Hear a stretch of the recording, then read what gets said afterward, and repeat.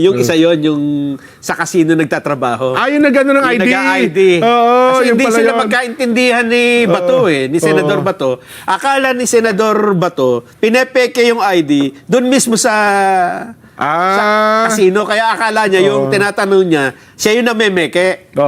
Pero ang talagang ginagawa lang niya, siya yung nag-guide pala doon sa mga facilitate tao. para magkaroon ng membership ID sa casino. Ayun. At yung may dala ng ID ng LTO, lisensya, sina Bryce Sila at din, sila mismo. para hindi ko mapatunayan na sila ay ayun. Kumbaga pinresent lang nila yun ang requirement. yung government-issued ID. Sila, hindi sila magkaintindihan kanina eh. Kaya, Ayun. hindi mo kaya aminin, ikaw ang gumawa ng ID na ito. Hindi po ako gumagawa ng ID.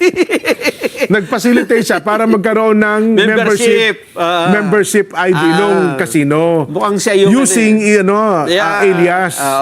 Yun. At nung kinonvince niya na mag-member, hindi pa naman kagad right there nag-member eh. Oo. Several days pa eh. Yan yun. Ayan, Several days pa, nung pagbalik, may dala ng lisensya. Ayun. Kasi ang requirements pala, dapat mag-present ka ng...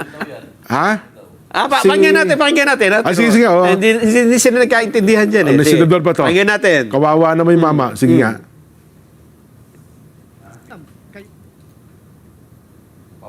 Mamaya na. Hindi rin tayo nagkaintindihan eh.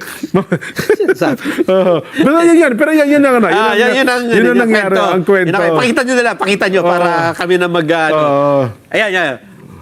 Hindi po ako nagagawa ng ID. Ako po ay nag-facilitate ng membership. Hoy! Iko-contempt kita! Ikaw lang hindi bilyonaryo makakontempt dito. Hindi ako parawan nyo na. Huwag nyo ko iko-contempt. Ikaw! Iko-contempt! Nagsisinungaling ka! Hindi nga po. Yan ang drama niya kanina. Kasi gusto malaman si Senador Bato, akala niya siya ang gumagawa ng peking ID. Kasi tinuro ni Alcantara na sinong to, hindi sila magkaintindihan eh. Yun pala, siya nag-facilitate para magkaroon sila ng membership ID. Pero para ka naman magkaroon ng membership ID, kailangan may government-issued ID ka. Magpresenta ka. Ewan ko kina Alcantara, inamin na nila yung Ghost Project, Jen.